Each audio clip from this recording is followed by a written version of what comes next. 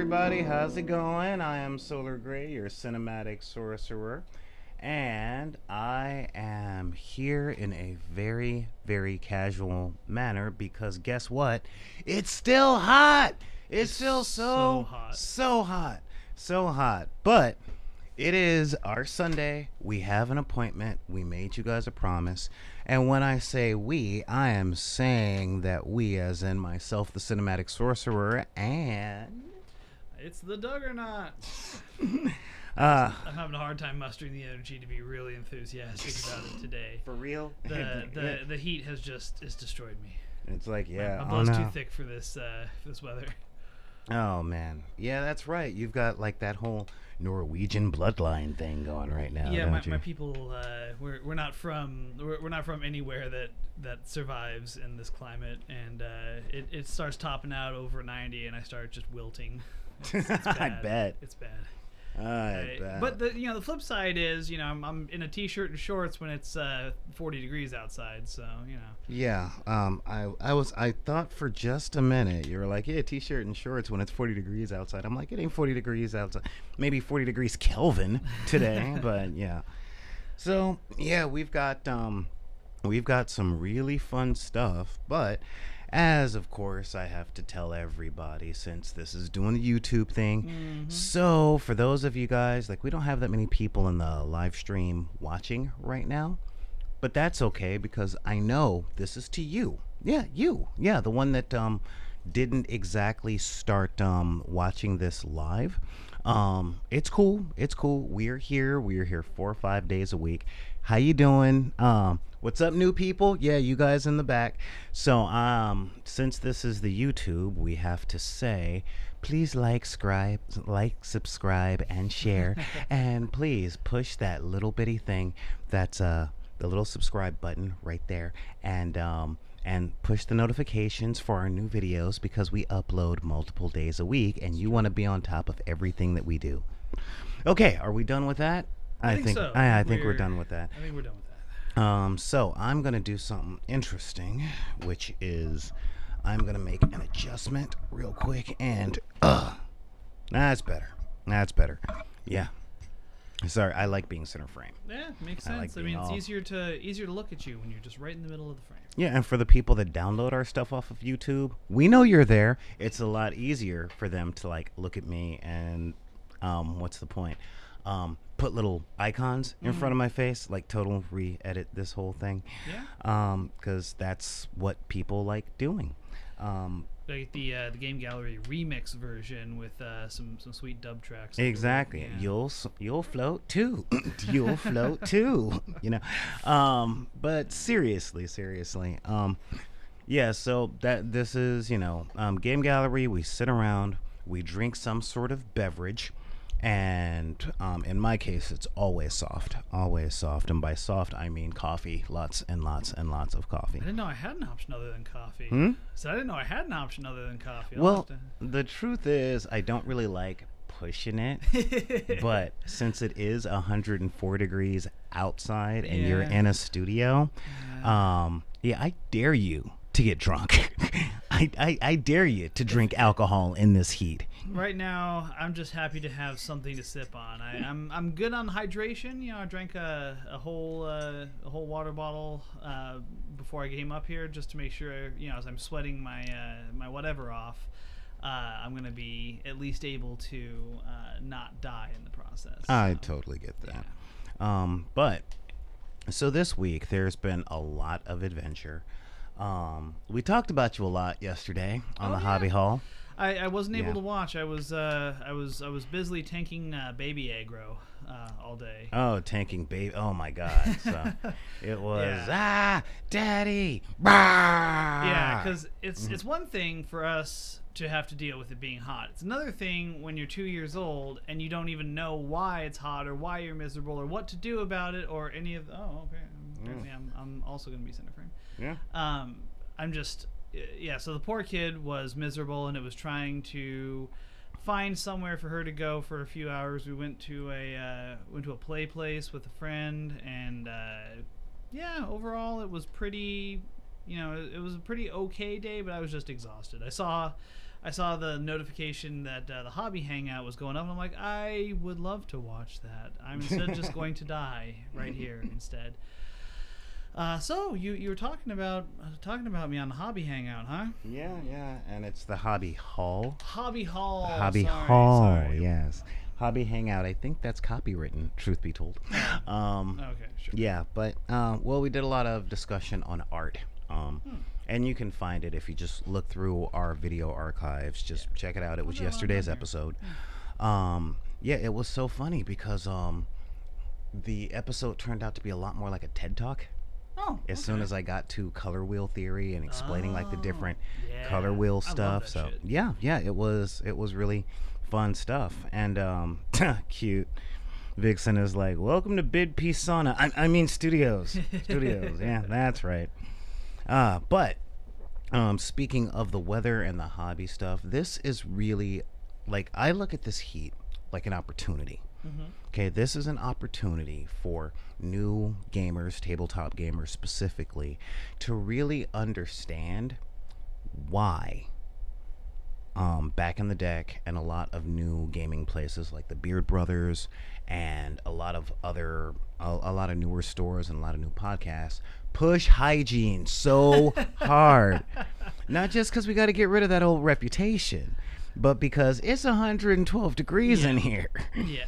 You know. And I always have to laugh a little bit when I see, I go to a convention, or I see people posting pictures of conventions, and the convention badges for any of this gaming stuff now always comes with a little disclaimer like, hey, please remember to, like, eat a couple of meals, get a few hours of sleep, and shower.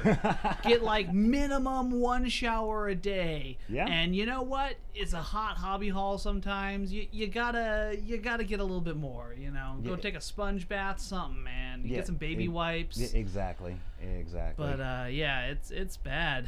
I was talking with Not Even Good at Stuff after he streamed yesterday, and he was saying he rode down here on his motorcycle in full, long sleeves, leather jacket, the whole works, like you do on a motorcycle. And he's like, yeah, really, dress for the slide, man, not for the ride. Yeah. He's like, really sealed in the flavor. right like, when I got home. Like the bat suit. Yeah. So all right. So yeah, it's this is funny.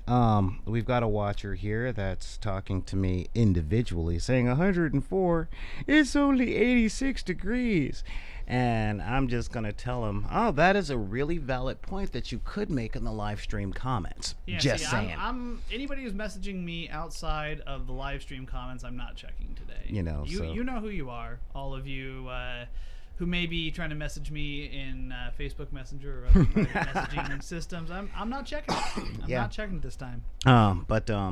So yesterday had a really, really good evening.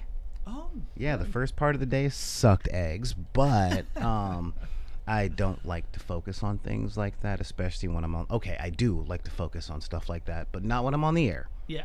Not when I'm on the air. That was, because sometimes you just need the metal in your life. Yeah. Yeah, the metals. That's right. But went down to a new store actually. Oh, yeah. A new store over in Harbor City called Beard Brothers Games. Beard Brothers. You mentioned them earlier a few minutes ago. Tell me about Beard Brothers. Well, honestly, Beard Brothers is a tiny little game store in Harbor City. Let's see if I can pull them up here. And it's one of those don't judge a book by its cover things. All right. Because this store, it is tiny. It really is. But it is so bloody welcoming.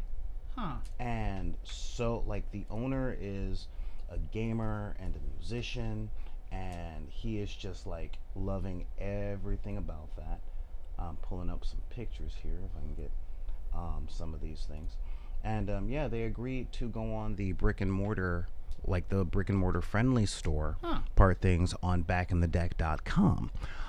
Because I talked to him, showed him the website, and he's like, oh my God. And he said the 4 words that we love love hearing. And what are those 4 words, Solar? How can I help? Ooh. Yeah, or how can we help? And yeah, here we have just some of the stuff, huge on hobbying stuff. And most of the people Relevant to my there, interests. yeah. Oh my God. Yeah, and a lot of the people that are there, Magic players, board game players, you know, just all over the place. Yeah, we got brought on by the Viking, the Viking. Yeah, the Viking took us there for the first time, and this guy, this store is a store full of a whole lot of people new to the hobby of all the game hobby stuff, and they get it. Like, they're not ultra tournament, ultra competitive. They're not gatekeepers. They're like, oh, you want to learn how to paint? Here, use some of my stuff, and what do you need help with? You want to do some hobbying aspects? You want to learn a thing? And one of the things that they have that a lot of game stores are lacking in, are you ready for this? Yeah. Are you listening? My body's ready. Are you listening? My body is ready. Are you listening? Are you ready? Yes. Are you ready? Are you listening? Are you listening? Okay. They sell burritos and chimichangas. What? Yeah, totally. They sell food. They sell food. Why am I not there right now? Because you're here. You make some valid points. Yes, you're here with them. So wave to them. Yeah, wait. Yeah, that's right. Yeah, I'm appreciating more. I'm seeing more game stores do stuff like that. If it's not food, it's often beer. There was some game stores that I went to. I went to one down in San Diego. That's and you recently got back from what I'm calling the gaming mecca, Austin. Yeah. Oh my God. Yeah, Austin knows what's up. Yeah. And Dragon's Lair in Austin, that place is great. I went down to At Ease Games in San Diego, and they have, again, a huge, amazing game store that they bought the brewery next to them. Of course they did. And so you can just walk from one to the other within the store, get some beers, come back and play some games. I'm just like, if this wasn't 2 hours away, I would be here all the time. You're saying that, but I've been letting the folks know we're going to be covering San Diego. Yeah? We're going to be at Comic-Con. Yeah. And so it looks like there's going to be a couple of interviews with At Ease Games when we're there. Yeah, we're going to be covering San Diego Comic-Con. Dan Will, the Bard in the Deck, does some game testing for Steve Jackson Games and a few other things. So we're going to see what we can do on getting a few interviews with them. And yeah, I will say, because of Texas and a lot of other places, and the fact that we gamers are officially like middle-aged and older. Yeah. Because keep in mind, D&D came out about, D&D was born about 3 to 5 years before I was. Yeah, it was late And 70s, right? I'm late 70s. It was mid 70s. Was it? Yeah, Jesus. like 72, 73. I'm 77, so there we go. There we And, most people started learning how to play the game when it was 14 and they were 14. Yeah. And now gamers are in their 50s. You're in your 30s. I'm in my 40s. And it's kind of the thing that we watched get bigger with us. You know what I mean? Well, I'll tell you one of the, talking about just games, D&D specifically, and how it's changed, because even when I was a kid, the satanic panic and, oh no, D&D was, people summoning demons in the basements and all that. Oh, hey. Hang on just a minute there. Oh. Yeah, having a few technical difficulties, which won't affect the folks on SoundCloud, I will tell you that. I forgot to tell the people to come into SoundCloud and do all that jazz. No? But that's okay. Cool. Hey, you can just keep talking. Okay, I was gonna say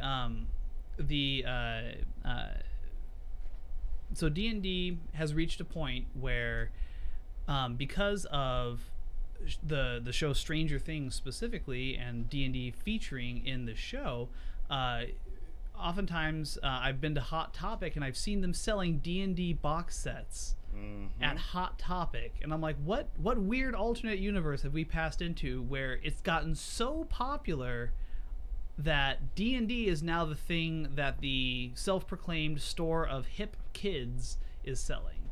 Well, truth be told, with all of that jazz, that's right. Sorry, the YouTube is a couple of seconds behind us. So now I'm looking at the thing and it's going but yeah, quite honestly, it's not that there are the hip kids doing the thing. It's that Huey Lewis in the News once said that it was hip to be square. Yeah. It's not really hip to be square, as it were. It's just square is the standard shape. It's you true. know, It's true. most of us go through that time in our lives. I call it from 7 to about 50, where we're awkward and we're not comfortable in our own skin because we don't know what's going on.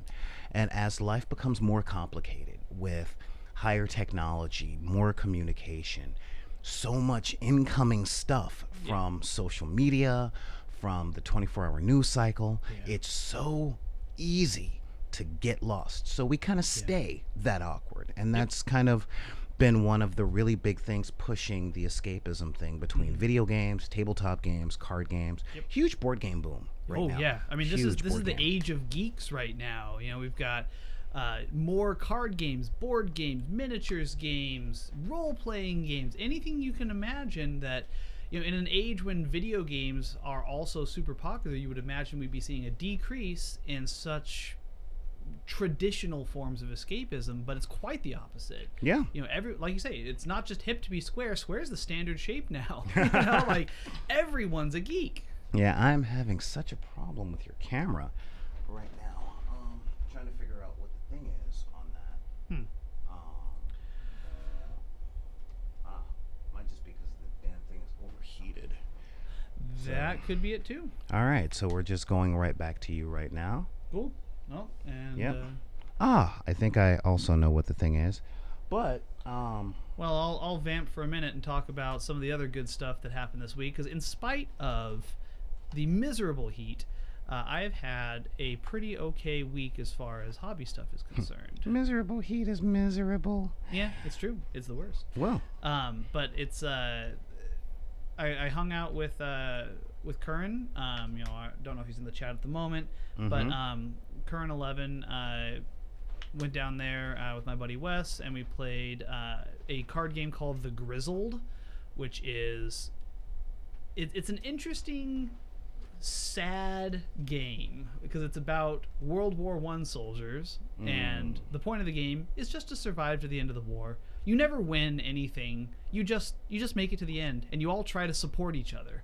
And it's a cooperative board game where everything is terrible, but you're trying to survive it with your friends. oh my God. Yeah, it's actually kind of a neat concept. You just love these games where everything is terrible. Not all the time, or at least not regularly. But this one is one where everyone is, it's weirdly optimistic because everyone, like I say, is trying to work together to make everyone else's experience less miserable. And it's kind of a weird little slice of life in that regard. It's like, yeah, the world's full of terrible things that'll happen, but if you have friends that are helping you, it'll be less terrible and you'll get through it. Oh. So hey, we've got a new subscriber, the Pickle Dragon. Hey, man. Hey. Yeah. And he's saying The Grizzled is amazing. Yeah. The soldiers are the people who actually lived and served. They're real ancestors. French soldiers from World War I. Like oh, wow. Characters. Yeah. So it's a great game. So we played that one on Wednesday, and we played another board game called Broom Service. And it's kind of a silly little board game that plays pretty fast, but the basic concept is you are some witches, and you're trying to deliver potions to wizard towers on a board. Oh, wow. Yeah, it's real basic, but it's fun. And I think, you know, the whole game... It's almost very Kiki's Delivery Service, kind of Miyazaki. It has that. Like, and it's that same light-hearted feeling to it as well. Like, it's because the way you play it, you have cards and you have to announce. You know, the card has two effects. Either you're a brave version of the card or a cowardly version of the card. Okay. And so you say, I am the brave hill witch. And someone goes, no, I am the brave hill witch. And someone goes, I am the cowardly hill witch. You know, and so you go through and you're constantly being very declarative about what you're doing. And it gives it this kind of like fun, lighthearted fantasy angle to it. So that was a fun board game. Very short and enjoyable. You know, I think from setup to finishing and tear down was probably an hour and a half, 2 hours at most. See, now you're talking my language. Yeah. I had a meeting with Juan Punto this week. And for those of you guys that don't know, Juan Punto is sort of a contributor to this website, and he's very anonymous and very opinionated, and he goes from awesome to infuriating back to awesome in like the same conversation. It's weird. And we were talking about, I bounce ideas about what to talk about with him off of the show for each of these shows, because there's just so many of them. And we were talking about, God, what were they called? Declarative costs or assumed costs or something. But it essentially came down to, as soon as you choose to do one thing, you lose the time to do something else. Yeah. Okay, I mean, and that is a really big thing. He recently joined our cult of 3D printing. Ooh. Yeah, yes. no, he's done. It's really starting to look more like a cult. Yeah, he's so done. He's like, screw this. Like, Wow. all of these things are easy repairs, but I signed up to make miniatures. Okay, I don't want to get involved with all this tinkering and make all of this terrain that I'm not gonna use because there's no time. Well, and, you have to have the proper prayers and incense when you're worshiping the Omnissiah and the machine cult. You have to make sure the incense and the rites of disassembly and reassembly are properly observed. Otherwise, the machine spirits that you are trying to appease will be angry with you. And don't even joke. Okay? Don't. Remember, you got this close to having to appease those spirits, and then you handed everything off to me. I did. I'm still to this very day, I'm still burning the incense. Right now, I'm growing the right amount of plants and feeding the goat properly for its day. Yeah. And but yeah, so I'm like, yeah, precision machinery is precision. But yeah, when it comes down to opportunity costs and things like that, and we were talking about growing with a game. Okay, growing with a game. When you and your buddies all start a new game at the same time, you are all discovering what the rules do. You're discovering the combinations, and this is one of the things that makes joining an established group a little difficult. Yep. And with that being said, we were at Beard Brothers last night because my girlfriend and I needed to get out and do some sort of role playing. Just some sort of role playing. You right there? A little bit. See, as soon as I start thinking about copywritten stuff, the spell takes over. But yeah, because the Vikings started a D20 rendition of his interpretation of Welcome to Night Vale. Ooh. And so essentially we're characters. Thank you, Nicholas Hurst. Opportunity costs. That's what they're called. Thank you. Yeah, and essentially, it's a strange town in the middle. It's a desert town. You're essentially playing in Night Vale, but he's running it in a sense of they're not quite one-shot adventures, but it doesn't matter who shows up. He like runs it every week, and whoever shows up are the volunteers from the council, the good. shady council, and the Cecil character, not TMCR, Right. telepathically broadcasts all of the announcements pertaining to the plot Interesting. into the heads of the players and gives them nosebleeds profusely. And That sounds like a fun hook. yeah, in this world there are no gnomes, there are only baristas. Yep. And So leaning pretty good into the Night Vale thing. oh, so big. We had it's to good. It's a great universe. we had to get rid of burlap sacks and keep them from going into the dog park. But it was just a bunch of new people. There were at the table, excluding the Viking. Okay, there were 5 people that knew each other from one game set, 5 people that knew each other from our crowd, and everybody just kind of got along, and there wasn't that much oogling of my girlfriend. And I say that much because, new pretty girl Yeah. at the game table. yeah. Somebody's gonna stare. It's true. Happens every time. Yeah, I'm just, and I'm the new guy at this table, so everybody's gonna stare, for a little bit. Just a little bit. I mean, I can't help stare at you all the time anyway. Yeah, but see, you're thinking, dear God, what is that thing? Oh, come on. Can't I just give you wistful stares sometimes? Not on camera. This is a rated G show. Oh, fair enough. Fair enough. So that was some good stuff. I did a little more recruiting for the live stream. I say the live stream. I do freaking 6 a week now. Yeah. The one no. No. The one that we talked about. We're going to be twitching the RPG that I'm going to run. Yeah. And I've decided on it. Of course she does.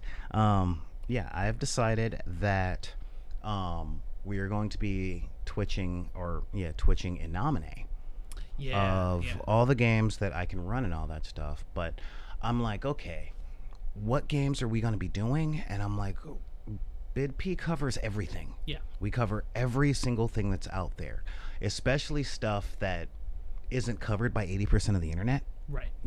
So which is why I'm excited that you're going to do Innomine, because until you told me about it, I'd never heard of it. Yeah, and I was running it back in like 1998 from Steve Jackson game. Well, yeah, but my point is like you said, 80% of the internet's not doing a whole bunch of these games, and there's so many cool opportunities out there that people have never heard of these games. Not to say that 5th edition sucks, because it is awesome. It is awesome. I actually haven't been this excited over Dungeons and Dragons for, I would say, since the release of 3.5. I have not been this excited. So that was what, 2002? Thereabouts. Yeah, so I haven't been this excited over D&D for 15, 16 years. However, I'm like, hey, I can do a D&D thing too. And I'm like, oh, a drop in the ocean. And since we cover so many games, I mean, we've got 17 episodes of Fluff Talk about, and most of them are about games that aren't D&D. Yeah. So I'm like, well, I should cover one of those. Yeah, let's cover one of those. And I was kind of stuck between Burning Wheel, Numenera, and Innomine. And Numenera is the one in the far future where our current tech is relics. Yeah, yes. that one sounded cool too. Numenera Innomine sounded really cool. What was the other one? Burning Wheel. I don't think you've told me about Burning Wheel. Burning Wheel is really good crunch system, but at the end of the day, it still kind of comes back to Tolkien-esque fantasy. Okay. So I'm like, okay, let's get away from the standard fantasy because so many people cover it. And so I looked around for Innomine, right? It is huge in Brazil. You mentioned that everyone in Brazil loves Innomine. No, I didn't say that everyone in Brazil loves Innomine. It was big in Brazil. Yeah, what I'm saying of is any Innomine information I could find out was all in Portuguese. And I'm like, at least all the modern stuff. Yeah, like, the YouTube stuff, the fan boards and stuff. It was all Portuguese. And I'm like, that is fascinating. So I talked with a few people. Some I met at Stream of Many Eyes. Some have been like longtime people that have known me game. And I'm like, yeah, I think it's time I dusted off the old wings. But it's going to be an Angels campaign. That is what I'm going to do. Demons will not be on the table. So as far as player characters? Yeah, as far as player characters, demons won't be on the table. So as someone who's not played Innomine, I don't know. Is it just you choose either angels or demons as your types, and then there's like different types of angels you can be in different types of demons? Exactly. Exactly. Right. Think like Vampire the Masquerade, sort of. Okay. Except it's Camarilla and Sabat in the book as choosable characters. So, and theoretically, you could have a campaign that is made up of some of each, or do you have to choose? Oh, yes, theoretically you could. Okay, but it's not. Yeah, but most games I've seen, because gamers were gamers in the 90s, of course, ended up being people who wanted to be angels, who wrote up angel characters but played them evilly. Yeah. And I'm like, okay, well, that's fine. So, excuse me. I'm writing a campaign, and I'm going to have at least 2 new players. 2 brand new role players to say, all right, this is what a role-playing game is. This is what we're kind of doing. And hopefully, if we do this right, we'll be able to show will be able to really show gaming culture to whoever watches those live streams, in the sense of, hey, you're new, welcome to the table, and opposed to, you are new, now go through the gauntlet of pain. You know, because the time for gatekeepers is done. Yeah, that's so I'm done. over it. Well, on the subject of being done with gatekeeping in a sense, I'm really excited because by the time we stream next week, I will have played a new game with also 2 brand new role players who have been, by their own admission, kept out of gaming for many years because of gatekeeping BS. When you say new game, does it have to do with our main subject today? It sure does. Okay, well, we're not quite ready for that segue, Okay, but we'll loop back to love it later. I love that you're falling in line with this. Yeah. You know, for you guys out there, just letting you know, the Duggernaut did a podcast or 2 with a friend every once in a while, but we are, you know, you are the audience to watch him grow from a total noob to a professional broadcaster. So this is, you know, this is his learning curve. You are getting better. Yeah. Actually, you're getting a hell of a lot better. Oh, thank you. And thank you. I'm trying. I'm loving watching the growth. And believe me, when I finally get everything edited and up, you'll be able to see it. And you're going to feel like every other YouTuber and performer looking at your early work going, I don't want to take it off. We don't want cringe. that. Yeah, I don't want. Oh no. Kind of like the way you look at some of the old models that you first painted when you first got started. So yeah, I actually I was digging through some stuff. I found some of the very first models I ever painted. I think it was like literally the very first model I painted, and then one of it was from my first battle box of War Machine models. Okay. And I took a picture of them because I was like, you know what? For posterity's sake, it's important for me to see where I came from, and they were both better than I remember and much worse. And it was kind of impressive that I could. I still had these models. One of them was useful enough that he still showed up on the table sometimes. The other one, not so much. But it was just kind of funny that, like, here's this model that, God, it was Walmart paints, and I had no idea about color theory. Concepts like shading and highlighting were completely foreign to me. I had nothing to go on for that, and it was like, okay, well, here's this model that's just straight blocked in colors, and that's what I got, and it worked, and it was completely one of my very first models. It's kind of neat to see it now and see how far I've come with blending and transitions and all this stuff I do now, that even like a quickly painted poor quality model that I've done is worlds ahead of where I came from, and it's nice to see the transition, I guess, from where I started to where I am now. Yeah, it's I'm not gonna lie, the best way to tell your own effort, like your own growth, is to teach someone else. Yeah. That's a huge thing. I learned that in martial arts, where I was wondering, like, why did every brown belt have to teach in order to get their black belt? And fortunately, the main sensei was my brother. So he was like, well, bro, in order to really understand what you're doing, you have to understand the idea that you don't know what you're doing until you can transmit it to someone else. And I'm like, I get that. You can't transmit what you haven't got. Speaking of which, can I have $10,000? And he's like, see, I can't transmit that. And that was the end of that conversation. But the more you start to teach others, the more you start going, oh, wow, yeah, I have that. No, okay, I know where you're coming from on that, and it kind of reinforces. One of the reasons we spend so much time trying not to smash the gatekeepers, but to keep our gates open. Yes. So that we can see the new people coming in.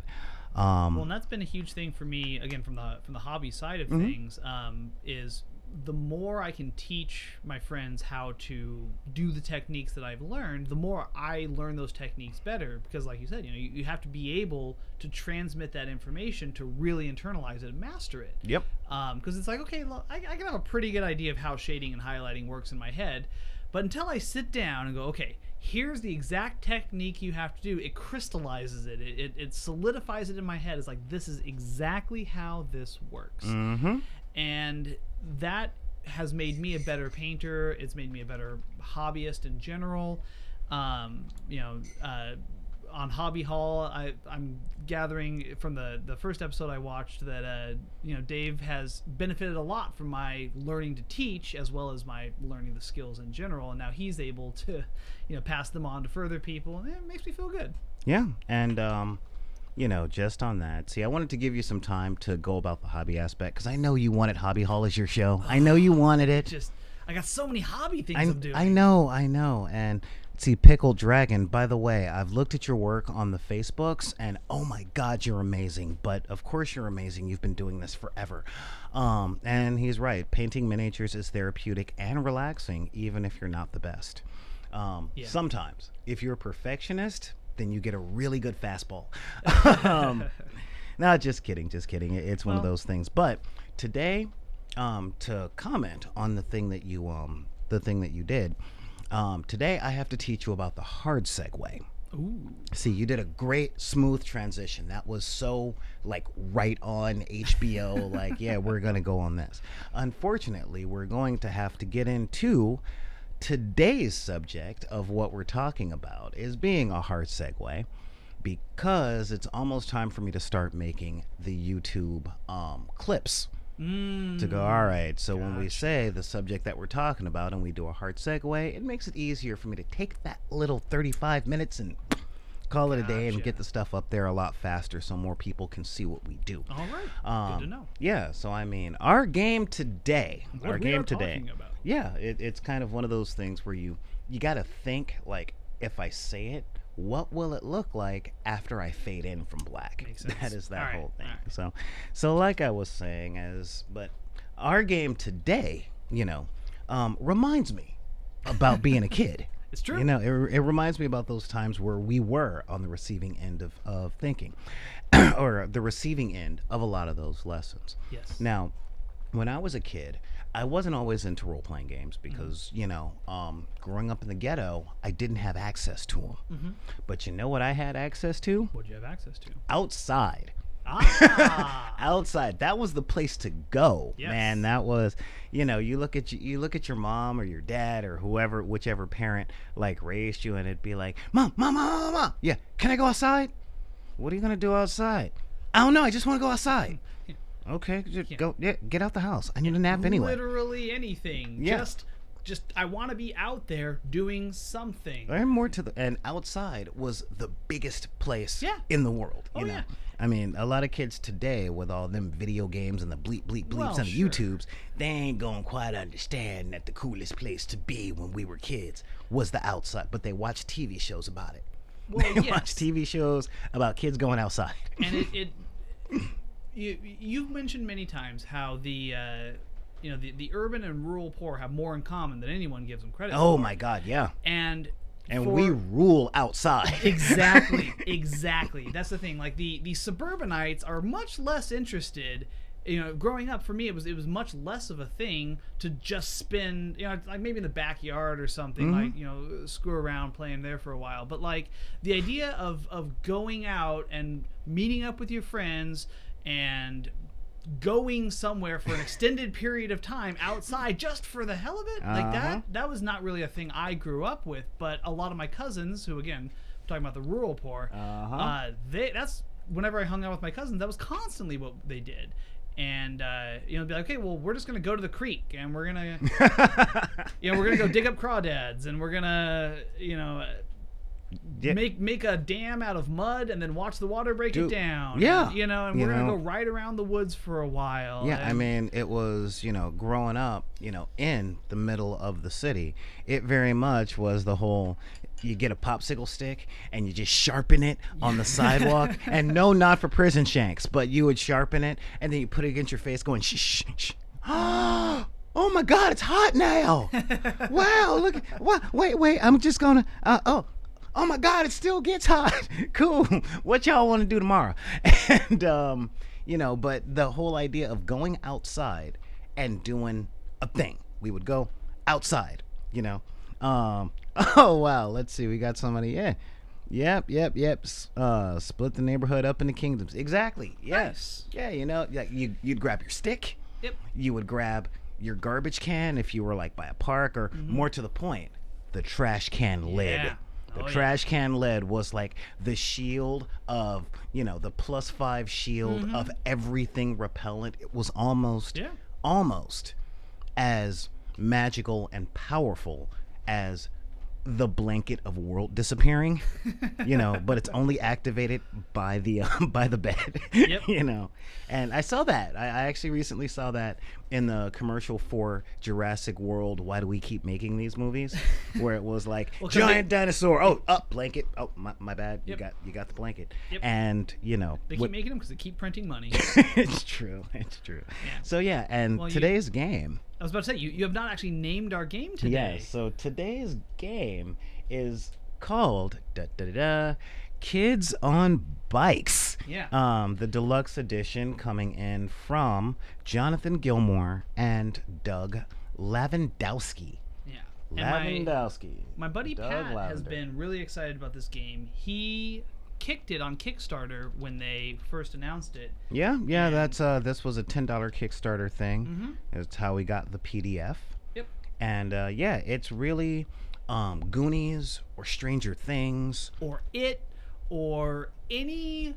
I mean, it's an entire genre of movies, or sometimes TV shows, but... or novels. Or novels, but, I mean, just pick your favorite thing, mainly from the 80s, but, I mean, again, Stephen King's It takes place in the 60s, and pick your thing where you have a bunch of kids that are riding around on bikes out in the wilderness solving mysteries or weird things are happening. I mean, it's Stranger Things. I was just watching The Iron Giant yesterday, and I realized this is basically a one-kid version of Kids Right? on Bikes. It's a kid on a bike who goes out and sees a giant robot who's doing weird stuff, and it's one kid and one adult if you count Dean, the junkyard guy. And it's like they have a whole adventure based, and that's the theme, that's the feeling of this entire game. Right. And looking through the PDF this morning. Yeah, Mike, they all float. But yeah, looking through the PDF, it was so often I hear from my generation, okay? Because for the record, you guys, for the record, millennial, Generation X, okay? And that's where we are about diversity. But yeah, oh, you were so right, Pickle Dragon. Almost as good as the 50s. I think the 50s were the best time to be a kid, unless you're a person of color. But yeah, the millennials lost we had the last bastion of childhood, the very best one. The 70s and 80s were the time to go outside. And I don't know if you caught the description of today's episode, but this really is the role-playing game of going outside, having the adventure, and trying to save the world by the time the streetlights came on. Yeah. And for those of you guys that grew up with us, you knew them streetlights coming on, that was your deadline. Yep. That was it. If you were out after the street lines came on, you took penalties to tomorrow's going outside. Yep. You ended up getting on punishment, Yeah. or what some folks called restriction, Yep. and what most people know more commonly as grounded, Yep. which opened up the secondary adventure of what are you going to do when you sneak out your window. Yep. And this game captures a lot of that. But the thing about my generation, especially currently, is that we have this reputation, thanks to the internet and a couple of fandoms, of being angry and bitter about the fact that we're not kids anymore. Like this angry Generation thing. X, you mean. Yeah, Generation X. We have crafted this thing because of the internet that pretty much says that thing was ours when I was a kid and made me feel like I'm a kid. Give me the thing that made me feel the way. I want a sequel to the movie that fills me with just as much wonder as I had before I got an education and a job. Star Wars is mine. Jurassic Park is mine. Batman's mine. Wham, wham, wham, wham, wham. Now I got to put my kid on the bus because they're in junior high. Yeah. And this game almost is a direct answer to that complaint. It's like, you know what? You want something that'll make you feel like a kid again? Cool. We're going to base a role-playing game about you on your bike with just as many superpowers as you had. Yep. Except maybe. Well, because we all had superpowers. We just didn't know how to control them. So And we didn't understand them as superpowers. no, it was just the stuff we did. Like what we would understand in a role-playing game setting as your skills and abilities and feats. Everybody's got something that they're good at, even if they don't really consider it their powers. But this game exemplifies that, and it takes everybody's mundane talents and abilities, and this is now the thing you add to the party. Yeah. Like I said, we're gonna be playing our first game of Kids on Bikes next Friday, the 13th, which is gonna be great. I'm so excited. Please tell me it's going to be a camping adventure. From what I gather, the DM's been pretty tight-lipped about it, but from what I gather, it's gonna be there is a kid who disappears every year on Friday the 13th. And so now all of our characters are somehow friends with or related to this character or this kid who's gone missing, and now we're going out on an adventure to find out what happened to the kid. I'm so getting a cigar and sitting outside the window of your game session going, It's gonna be great. But like I said, we have 2 brand new role players who've never played a role playing game, and this game is absolutely perfect for new role players because the character creation is a single sheet of paper where you choose 2 strengths, 2 flaws, give yourself a motivation, and you assign the regular D&D dice. Yep. So your D20, your D12, your D10, and so on. Each of those applies to one of 6 different stats. And obviously, the better die, the one with the larger number, is going to be your best stats and gives you the highest potential for what you can roll. But obviously, you can still roll low doing that. But it just means that whatever stat has your D4, you cap out pretty low at that. You're not good at that one at all. But it allows the system allows very easily for something that is a little bit dangerous in role playing, but I think is going to be fun in this one, which is creating yourself in the game. And ooh, that is dangerous. It is dangerous, but when we were first talking about it in the friend group, everybody was starting to look over the rules, and everybody realized, like, well, we were all 12 once, and what would we have been if we were making ourselves as our 12-year-old selves in this game? What would we represent in here? And one friend was like, well, I'd be the mathlete archetype. And my friend was like, well, I was the fat, funny kid. Like, so, they have, like, the chubby sidekick, or I think they call him the lovable sidekick. Of course they do. Yeah, of course. It's the fat kid from Goonies. Whatever. But it's like all of these archetypes that you see in all these different shows, they represent that in the game. And, I was like, well, 12 years old. No, I was the overzealous Boy Scout. Yeah, that was me when I was 12. So, sure, the kid who's really into being outdoors and, like, knows way more about being prepared than any kid should or needs to. That was me. That was what I was doing. So we kind of figured it out, and we realized that if we just, as the friend group, put ourselves in the game, we would have a pretty robust Kids on Bikes party. And character creation takes 5 minutes for the nuts and bolts stuff, and then the best part to me is that there's a huge part of the game that is actually sitting down with the rest of the group and thinking about the world. You do collaborative world building together, because this takes place in a small town, but of course, like any good 80s Kids on Bikes genre thing, nothing in that town is quite as it seems, and there's a whole bunch of weird stuff, but it's weird stuff from a kid's perspective.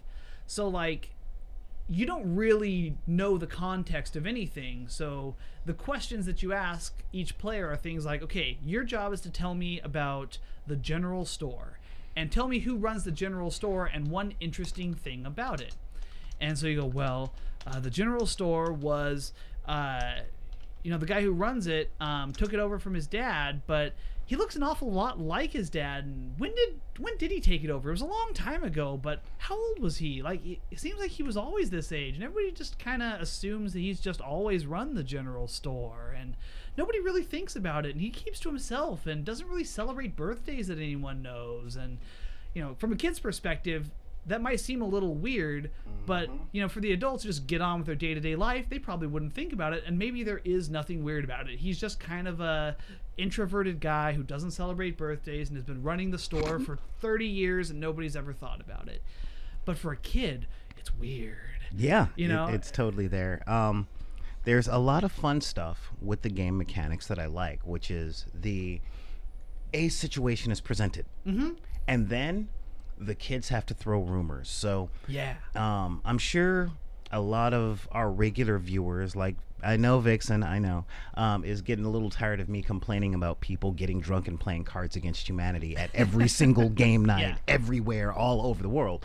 But incorporating that idea into the plot, where it was like, well, we heard that that Katie McGillicuddy down up Old Sutter's Row went out one night with a kid from the next town and didn't come back. I mean, I don't know what happened. Well, I heard she got abducted by aliens. Well, I heard she did this. I heard she did this. And then the GM goes, Yep. yeah, Yep. that one sounds the most like the campaign. Exactly. So And and everybody throws rumors out, and all rumors are equally viable to the kids at the like in character. But to the GM, they take one of those and they let the characters build their own suspense, and then one of those rumors may be true or maybe none of them. But to address Clever Vixen in the chat, they absolutely have a drama geek as one of the archetypes. Don't be silly. Of course they do. Of course, they have 3 different age brackets in the game, and you have kids, you have teens, and you have adults. And the drama geek is one of the teens. Of course. The adults, you have your weird loner adult, like the survivalist who, he's the only adult who believes the rumors, or good old Hop. Yeah, exactly. Or good old Winona Ryder's character from Stranger Things. That poor mom. Every archetype you've ever imagined or seen participate in one of these genre things is absolutely something that can be represented in this game to a surprising degree of fun accuracy. And fun is really the key word there, because unlike... You mean a game that's supposed to be fun? Well, not just supposed to be, but from the ground up is built with that in mind. There is no leveling up in this game. There's no number crunching. The flaws that you have to choose at character creation have no mechanical benefit or penalty. It's purely for role playing. My character is he's superstitious and restless. So he's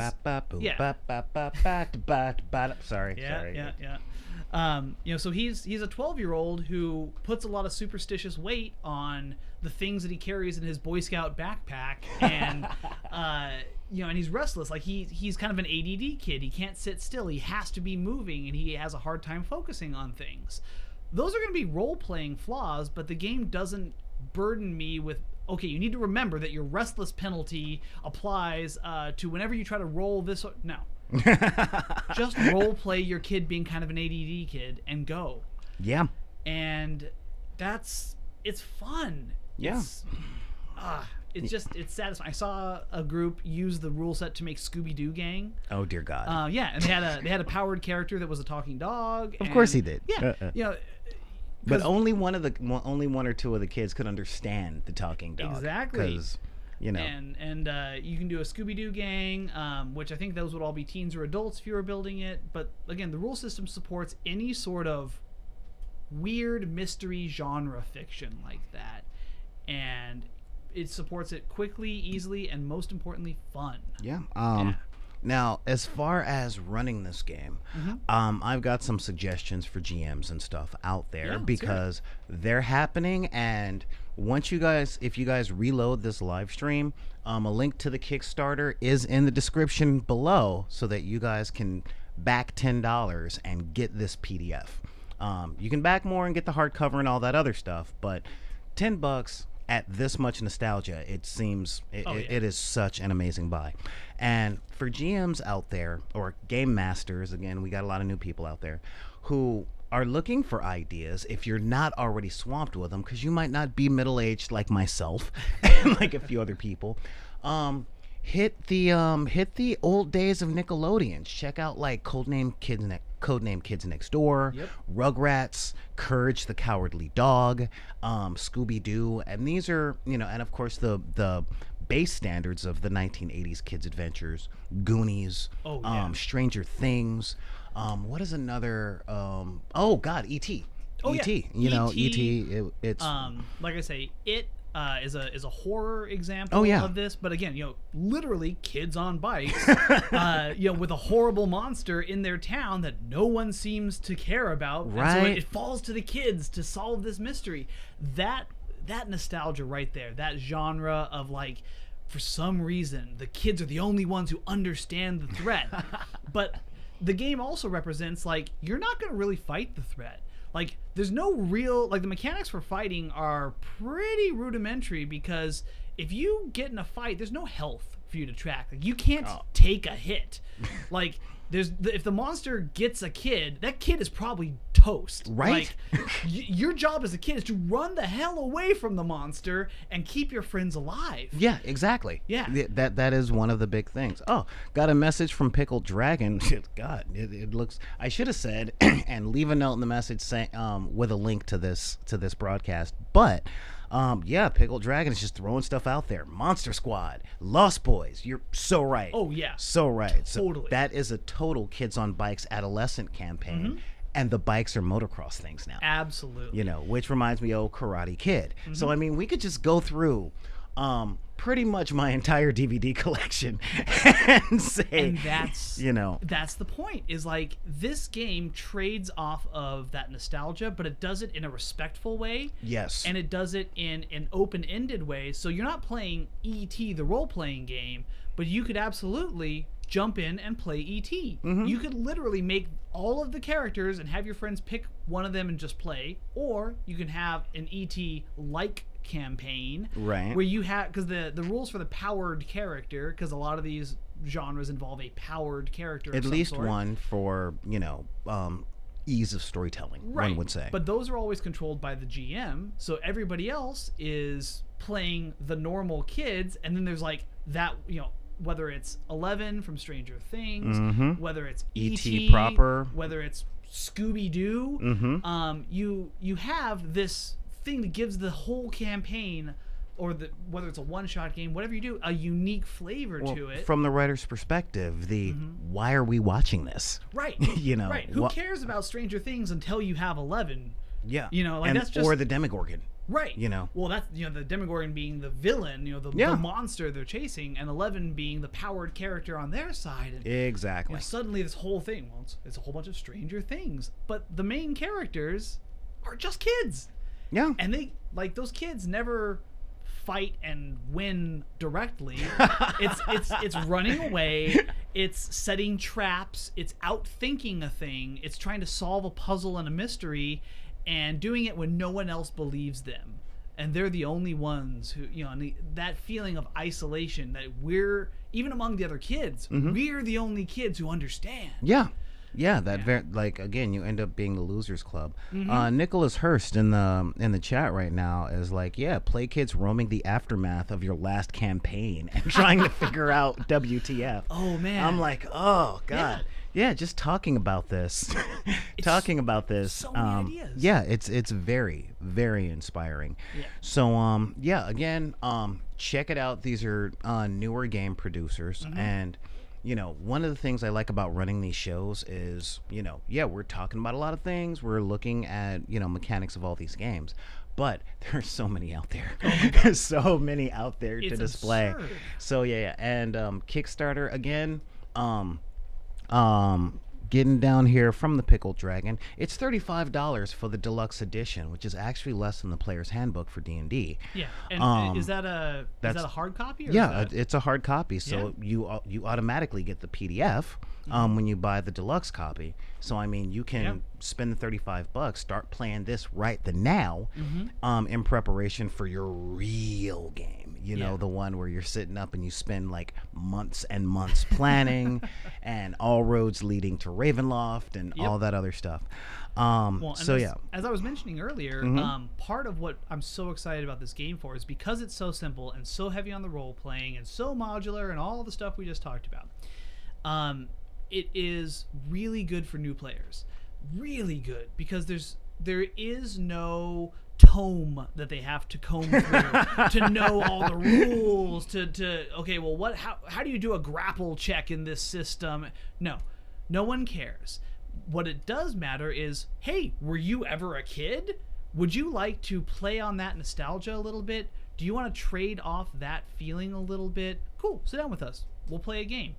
We can make a character sheet for you quickly, and then the rest of the world building you can do as easily as anyone else, because we're just going to ask you a question, and if you have any exposure to any of the stuff that's been going on in the chat that people have talked about, like you said, your entire DVD collection, if you've watched any amount of movies or TV shows from like the 60s through the 80s and even somewhat into the 90s, and you have any love at all for that genre of fiction, cool, sit down, play a game with us. Yeah. You don't need to know a whole bunch of stuff to be able to do that. You can just play and have fun. Oh my God, no, not playing and having fun. Yeah, there's no gatekeeping. Oh, no. Yeah, there's really no way to gatekeep. It's like, well, did you learn all the rules for kids on bikes? I mean, I made a one-page character sheet like you did. So yes. No, well, okay, I'm gonna stop you on that one, because every campaign, every group of friends has the dude, has the dude or the girl that can literally break the game. Of course. And if there are functioning mechanics, there's a way to break it. But that's different show, different time. But all in all, this game seems to really have been written with fun in mind. Oh, yeah. Like, we're going to play this. And again, it's like, it wouldn't surprise me if the people that wrote this game up, and I hope against hope that this is actually the thing. I hope Jonathan Gilmour or John and Doug, let's just call them John and Doug, because I can't pronounce your last name. I really hope you guys are in your 20s. I really do, and have written this game as a direct response to the toxic fandom that my generation is like leading the charge on. Or if it's from your generation, people who are in their late 30s, into their 40s. Yeah, like, and their 50s. Into their 50s. Like, those people who, again, as a response. Yeah. I really hope that that's what this game is. That's what it feels like. And I hate using that word, so I'm going to say that's what it seems like. It seems like it was okay, if you want to talk about your stuff, your childhood, go ahead and romanticize your thing. Yeah. We're going to write this game, and then we're going to send a free copy to Steven Spielberg, and then we're going to say, Spielberg, this one's for you. We're working on the next one about high school cliques and how it was a great time, although it was weird, and we're sending that to John Hughes. And but it seems like a game that's really based on that kind of nostalgia. And so honestly, like, out of the park, I'm gonna give this game a full house. I'm gonna give this game a full house on our rating system, because we've looked at a few games before, and all in all, this game definitely a winning hand. Not quite royal flush, because it's still first edition, so we haven't played enough games to see what the problems are. But what would you give it? Based on my reading of the rules, I would say it's definitely royal flush. Really? Oh, sorry, not royal flush. I would say it's definitely full house, with the potential to go as high as straight flush or royal flush, pending me actually playing the game. Okay. I'm saying on paper, it's a full house, because it's super tight, super well written. It knows what it wants to be from the outset and accomplishes that well with the rules. No unnecessary complexity. The rulebook comes with like half a dozen starter scenarios or more. Maybe it's even more. I think it might be a full dozen or so starter scenarios in the back of the book. So if you have no DM experience, you can jump right in and run one of these games. The game, like I say, it knows exactly what it wants to be and does the thing. So I'm inclined to give it a pretty high score. Now, all that being said, this is all pending me actually playing the game.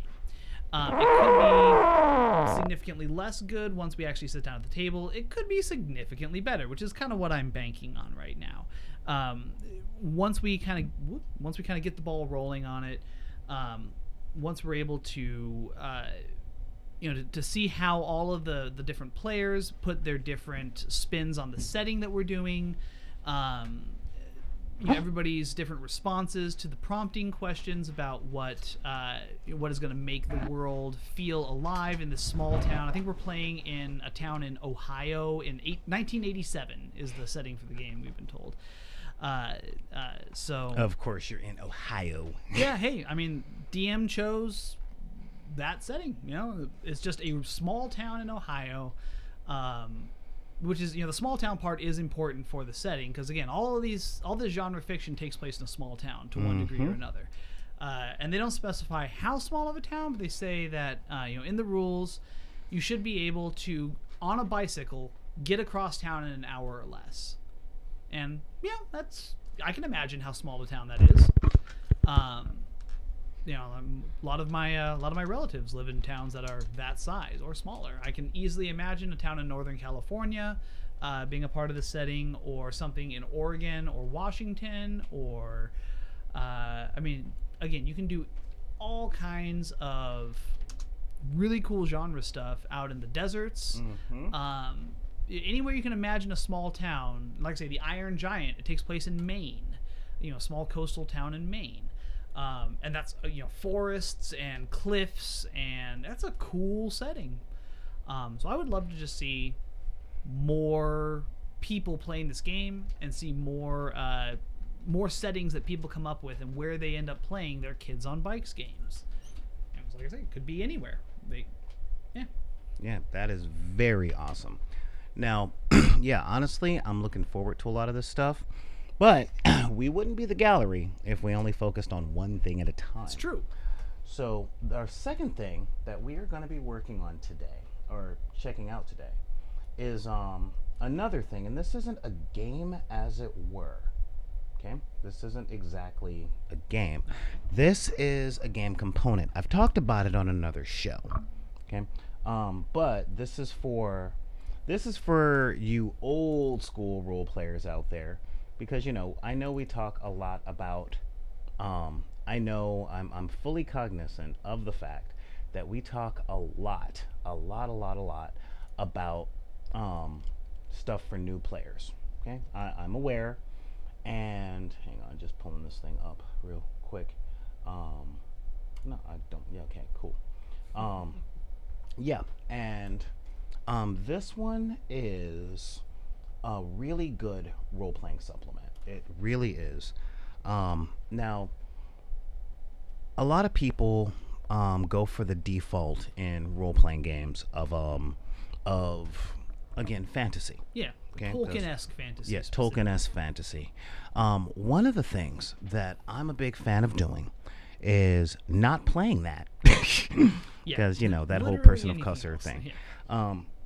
Excuse me, but there are a lot of other things that are out there, and one of my favorite genres, as yours, as the viewers of the show and of the back stuff, of the back things go, and is post-apocalyptic. Yeah. Mine tends to be futuristic sci-fi. Okay, and this is looking at kids on bikes and stuff. This is definitely, again, a supplement thing that is really, really good for a game like Kids on Bikes, primarily because it's not fantasy. It keeps regular, or not regular, but modern constructions in mind. Okay. Okay. And this is Augmented Reality. Ooh. Yeah, it's not the not the technology. Not the technology, but the game. I mean, it's a cool name for a game. Yeah, the game is called, or the game supplement is called Augmented Reality. And what it is, Cyberpunk. It's yet another $10 PDF. And what you have are charts, lots and lots of charts, because gamers love charts. Lots and lots of charts. And what this gives are essentially a lot of details in building a cityscape. So your Kids on Bikes, really you're going through the city. Yeah. What building is on this block? What's in that building? What's in the old junkyard? What are the sections of the old junkyard? So it's a way to kind of randomly generate a lot of this stuff. Yes, very much so. And which is something, as a DM, I have always struggled a lot with. Oh, absolutely, because there's so many things that you have to think of, especially especially after building the campaign, getting the players or herding the cats that are the players. It is so difficult to remember every single thing that goes on in your game. You know, you're gonna drop the ball on something at some time. You know, Yeah. you're going to. So we all need our little cheats, just Yeah. our little cheats. Of course. So with augmented reality, what you have is a quick thing of while you're reading your campaign supplement, Yeah. whether you're reading Ravenloft, because this stuff can be adapted for fantasy, Sure. as long as you're in, like, I guess you could say not Underdark, but a Waterdeep type setting, Okay. or a Victorian city setting, Yeah. Okay. for your fantasy. But if you're playing anything else and you're not like me using a bunch of Google Maps because you like running modern games, Yeah. you know, in my day we called them Thomas guides. But if you are like me and like using Thomas guides and Google Maps, but you don't know what's in that warehouse because you don't work there and they won't let you in to take a look, Yep. this is definitely one of the really good supplements. Hang on a minute. Okay, yeah, this is really one of the good video supplement, or sorry, supplements to the thing. Yeah. To I gotta really get get in you on this. there. 'Cause- Yeah, because again, we've got who are your NPCs? What do they look like? What are their vices? she has it. You know, ways and means, and games and play and stuff like that.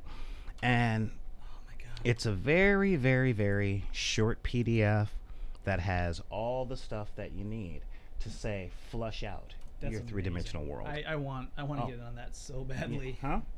Yeah, I said I Yeah. want to get in on that so badly because like I would love to run more Shadowrun stuff, Mhm. or just like you say more modern or sci-fi or whatever. And I just struggle. Like my brain does not have the processing power to make a lived-in world most of the time. Right. Other than the parts that the players need to interact with. So the rest of it becomes kind of a flat backdrop, and it's something I've always struggled with as a DM. So being able to have a way to just, like you say, the thing, oh, so she has a tattoo. Well, what is the tattoo? You know what? It's a spiral tribal dragon on her arm. Cool. There. Yeah, That's what she exactly. has.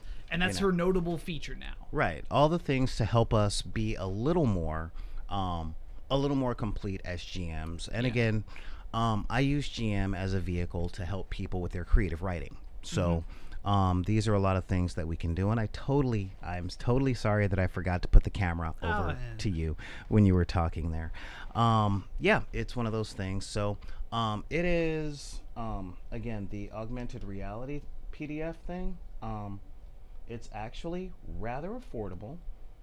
It is $10 for the PDF. You buy that on DriveThruRPG? Or? Actually, no. This is from Lulu.com. Link in the description below, Cool. of course. Lulu. Yeah, it's from Don't even know what that is. Lulu.com. Well, honestly, it's a safe site, so we'll take all your money. But yeah, and this is, again, really, really good audition thing. I'm with you right there. Let's see what the chat has to say. Well, thank you. The Wizard's Tower must have a good library, a very good library. And I'm really enjoying the chat. I'm really enjoying the chat today. Yeah, chat is lively today. I'm loving it here. They really are. Yes. Oh, I was just trying to read the chat here. You're talking about never make a deal with dragons. Shadowrun's a no-win situation. And I'm like, yeah. All of my experiences with Shadowrun have been about that. Well, the whole thing about Shadowrun and Cyberpunk campaigns is you're about to get screwed. Oh yeah. Can you survive? Yep. Are you clever enough to survive getting screwed? Calculate how you're going to get screwed and take the screwing on this and turn it into something that's useful for you. But that's where we're going with those types of things. So yeah, augmented reality, I'm most definitely a fan, just because I'm picking that gamers up. love charts. you said it's a short PDF. Is it like what is short? 50 pages, 20 pages? Honestly, the PDF Yeah. itself, it's running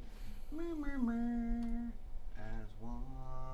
Yeah, because I'm not above printing that all out and binding it in a folder so I can reference it more easily. I think it's like God, maybe like 170 pages, if that. You know, so it's something. A lot to I'll print, take a look. but not unreasonable to like go to Kinko's. As you know, if I was thinking of it in terms of buying a supplement book, you know, I'm paying $10 for the PDF, paying to print it out, and then I now have a book that I can put in a spiral bound notebook, and boom. Well, my feelings on that is very simple, especially when it's on Kickstarter. Back the hardcover. You'll have the PDF. There's an option for a hardcover. Well, there was an option for the hardcover. I think it's already out in print and all that stuff now. I couldn't do it at the time because, you know, I was poor. But if you have the means to get the hardcover book, just get the hardcover book, especially always. From the smaller. Oh, yeah, it's 48 pages. So, it's not even. Yeah, I'll print that out, no problem. Yeah, back the back the smaller things. Just like we have a section on the website about the brick and mortar stores. Yeah. I love Amazon. Sure. We all love Amazon. You love Amazon, and you love Amazon, and you love Amazon. You don't like it as much you like eBay, but yeah, come on. I like Amazon. Of course, you like Amazon. Yeah, anytime I can avoid interacting with a human and just have something delivered in 2 days, I'm all about it. Yeah. But the thing on that is though, our heart's blood in this hobby is the brick and mortar store. If for no other reason, it's where we meet new people. You know, and we have to make our friends somewhere, so we gotta back the brick and mortar stores. But when it comes to things like internet stuff, like if it is on Kickstarter and it needs your help to get into the brick and mortar store, then by all means, give it its help.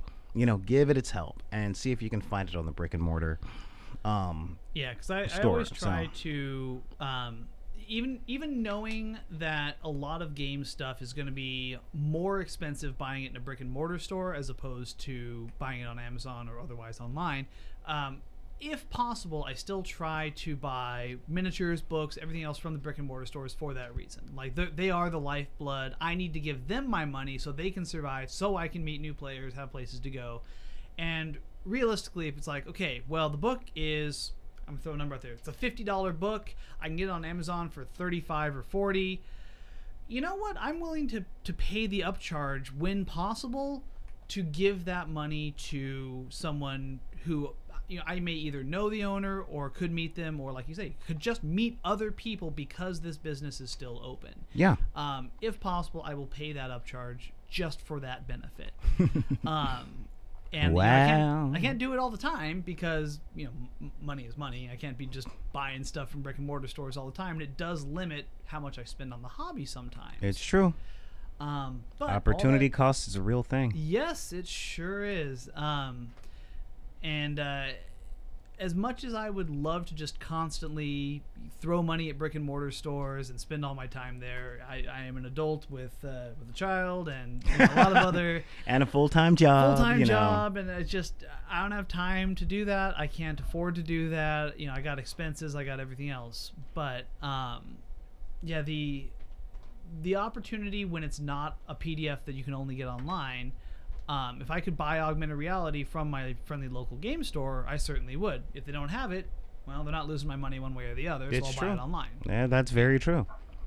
That's right. Support your local game stores when you can. Yeah. All right, thank you, Dragon. Yeah, your FLGS, friendly local game store. Yeah, seriously, man, because we really are all about keeping the community going. Absolutely.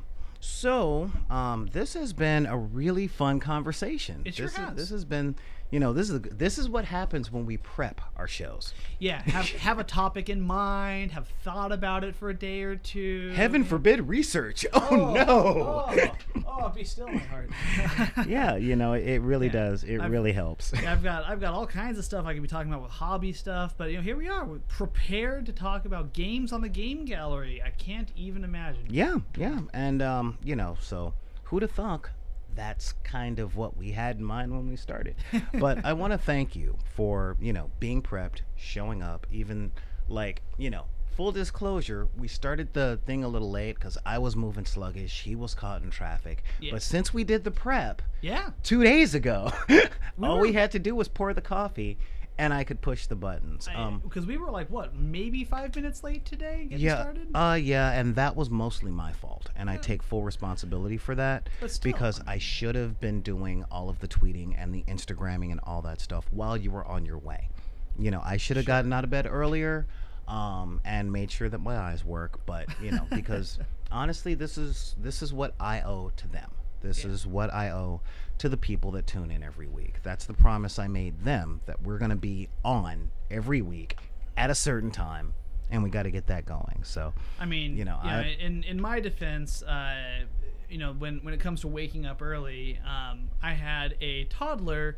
You got a 2-year-old. She woke up early, got up while I was still bleary-eyed, like, no, I'm not following you right now. And she got up, and I was like, oh, she'll come wake me up here in a second. But no, she went out and got several of her toys, and then came back And buried you with them? Brought the toys, didn't bury me in them, just laid them on the bed next to her, and then just passed back out next to me. Just wanted to have some toys that she could hold on to in bed. Yeah. And I was like, okay, well, I guess I get another half an hour to an hour of sleep here. And I sure did. And I was like, cool. All right, that worked out. I guess the miserable heat's good for something. The toddler doesn't want to be awake. So, you know, hey, I'll take my small mercies where I can get them. Hey, Daddy, let me know you turn on the water hose. Okay, I'm just gonna. I would normally be screaming, but I'm too hot and tired to misbehave. And we should all be so lucky, right? Yeah, no. No, that's not the whole thing. But yeah, so but yeah, that's you know, like I said, this has been a real good conversation, and I've been having a lot of fun with it. Let's see if the chat has been having a whole thing.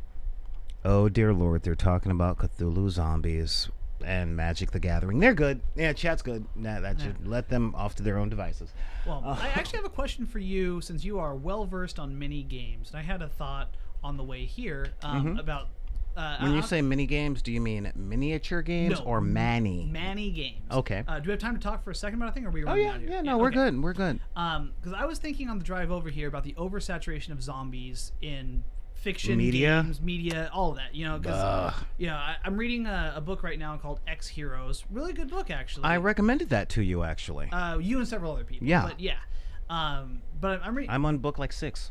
No, I'm on book 1. Okay. But it's very enjoyable. For those of you who don't know, it's a book about the zombie apocalypse, but there's superheroes. And yeah. What would superheroes do in a zombie apocalypse? Like how do they survive, and you know, how do they interact with the hordes of zombies? Anyway, I was thinking, like, okay, you know, it's cool. Another zombie apocalypse thing. As someone who loves post-apocalyptic stuff, even I'm getting sick of zombie apocalypses after a while. So I was mulling over the concept of having a game that trades off of some of the genre stuff of zombie apocalypse stuff, you know, infectious stuff, people turning into assholes, you know. Language, this is a rated PG show. Sorry.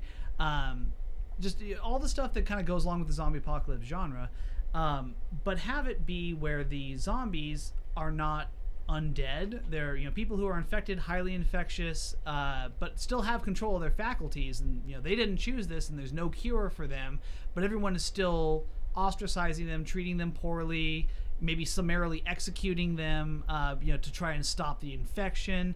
I wondered if you knew of any fiction or games that kind of looked at it from that angle, where it's the infected are not mindless, but they're still being treated like zombies in a lot of the ways that we explore the idea of what it means to be human.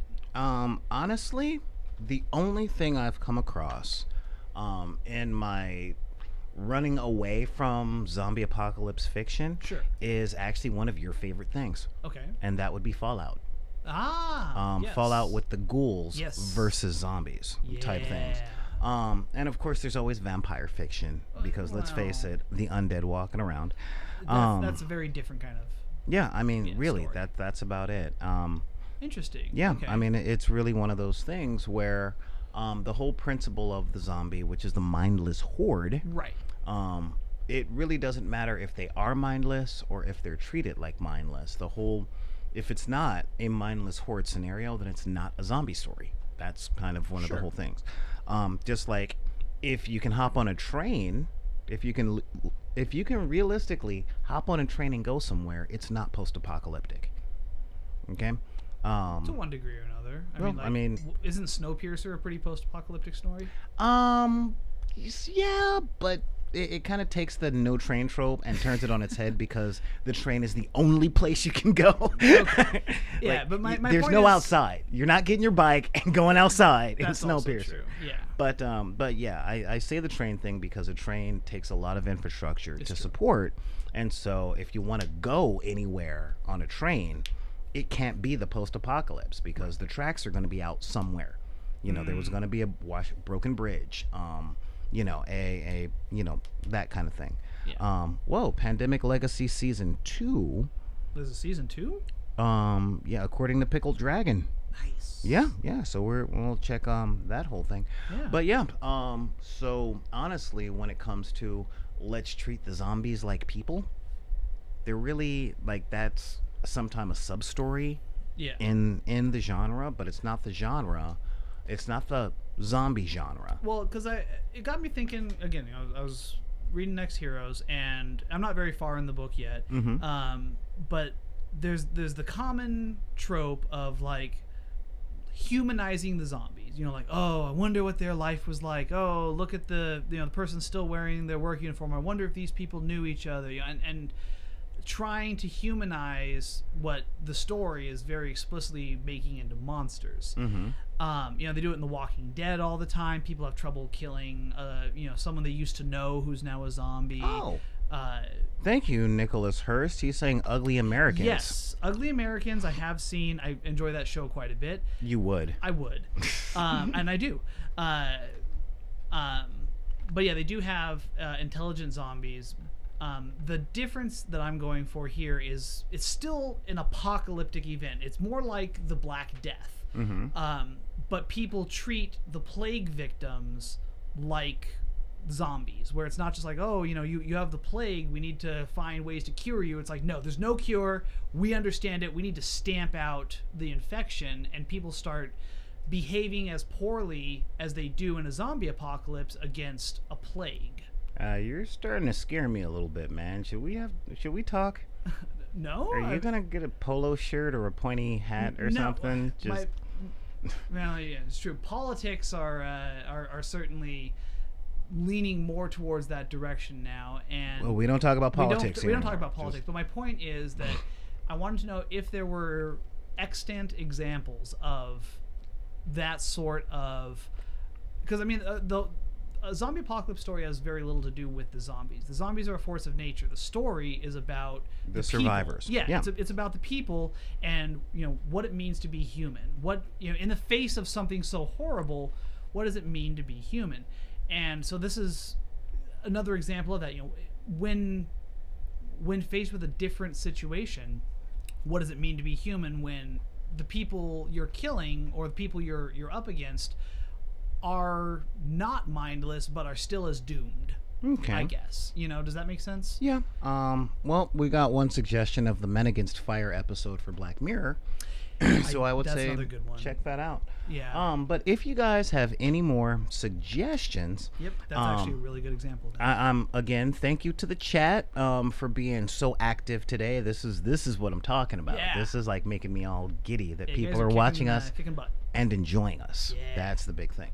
But what I am gonna say is thank you guys for showing up, and you know, just all of your showing up. Thank you so much for being prepared for this week's show. We'll talk about the stuff for the rest of the month because, you know, you're going to be gone during Comic-Con weekend, and Yes. I'm going to be transmitting from Comic-Con. Yep. So that's going to be a thing. That's gonna be a thing. That's going to be a thing. I'm excited. I'm terrified. But you know, it's Hey, I'm not going to Comic-Con. I'm fine. yeah, I know I am. You know, on behalf of the company, I'm going down there. For those who are about to die, we salute you. Yeah. You know, you going into the heart of the maelstrom. Yeah, pretty much. Yeah, I mean, that's yeah. the whole thing on that. But you know, thank you guys for showing up. If you guys liked the stuff that we talked about, please leave comments and the thing below.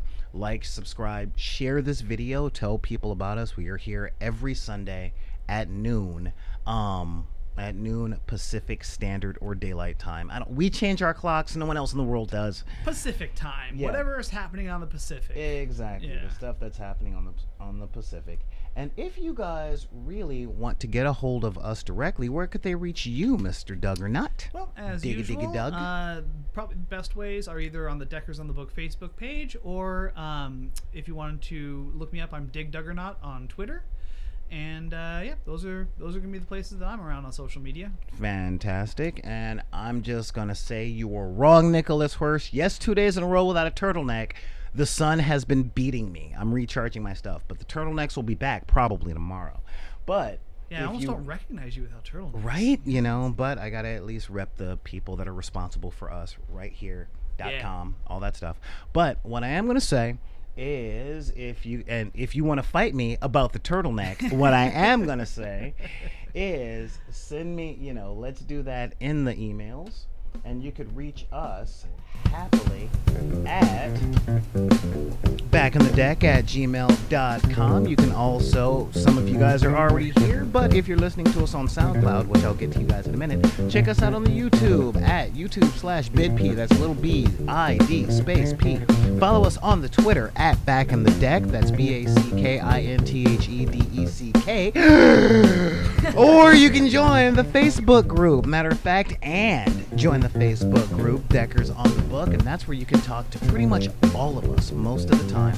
Send your suggestions, send in your fan art, post the stuff that you're doing and working on and writing, and bounce ideas off of all of us on Deckers on the Book. Most of us are GMs in one way or another. Talk to us about what you're doing with your Kids on Bikes campaign, where you're setting it, and all the cool stuff going on. I would rather that they did that in the comments on this video, but if you want to talk with us about it individually, hit us up on Deckers on the Book, and then we can help you out there so that you can leave your comments.